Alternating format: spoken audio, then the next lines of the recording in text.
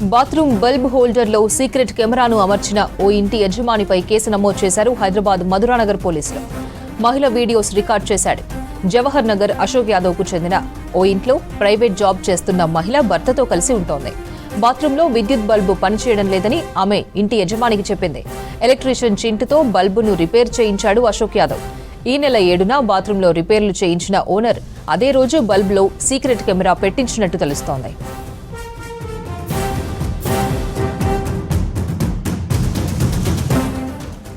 అయితే ఈ నెల 14న బాత్రూంలో బల్బు హోల్డర్ నుంచి ఓ స్క్రూ కింద పడడాన్ని మహిళ భర్త గమనించాడు. అనుమానం వచ్చి మొత్తం పరిశీలించాడు. లోపల లైట్ వెలుగుతుండగా హోల్డర్లో కెమెరా ఉన్నట్టు గుర్తించి ఇంటి యజమానికి చెప్పాడు. ఎలక్ట్రీషియన్ ఈ పని చేశాడని అతడిని అడుగుదామని దంపతులు చెప్పడంతో అందుకు ఇంటి యజమాని నిరాకరించాడు.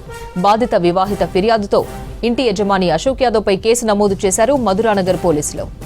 నగరంలోని మధురానగర్ పరిధిలో ఇంట్లో సీసీ కెమెరాలు రహస్యంగా సీసీ కెమెరాలు అమర్చిన ఘటనకు సంబంధించి కేసు నమోదైన తర్వాత చాలా ఆలస్యంగా వెలుగులోకి వచ్చింది. మధురానగర్ ఇటు జవహర్ నగర్ సంబంధించిన ఏరియాలో నివాసం ఉంటున్న దంపతులకు సంబంధించి వాళ్ళ ఇంట్లో బల్బ్ పనిచేయకపోవడము, బల్బు మొరాయించిన కారణంగా టెక్నీషియన్ ఏవైతే ఎలక్ట్రీషియన్ ఉంటారో అతను తీసుకొచ్చి దానికి సంబంధించిన రిపేర్ చేపియాలి అంటూ కూడా ఇంటి యజమాని అశోక్ కి చెప్పిన పరిస్థితి. సో చింటూ అనే ఎలక్ట్రీషియన్ ని అశోక్ పిలిపియడము, దాని తర్వాత అతడు బల్బు సెట్ చేసిన తర్వాత బల్బు సెట్ చేసే క్రమంలోనే అందులో ఒక సీసీ కెమెరాని అందులో అమర్చినట్లు తెలుస్తుంది. సో అది అమర్చి వెళ్ళిన తర్వాత మళ్ళీ ఒకసారి ఆ బల్బు పనిచేయకుండా ఉండడము, ఆ బల్బు సంబంధించి కాస్త గ్యాప్ ఉన్న ఏరియాలో ఆ బల్బుకు సంబంధించిన కొంత స్క్రూ లూజ్ అవ్వడం తోటి అది కింద పడిపోవడము. అప్పుడు ఎవరైతే అద్దెకుంటున్నారో ఆ ఇంట్లో వాళ్ళు గమనించి ఆ బల్బుని మొత్తం కూడా ఓపెన్ చేసి చూసిన తర్వాత బల్బు తీసిన తర్వాత ఆ లోపల ఏరియాలో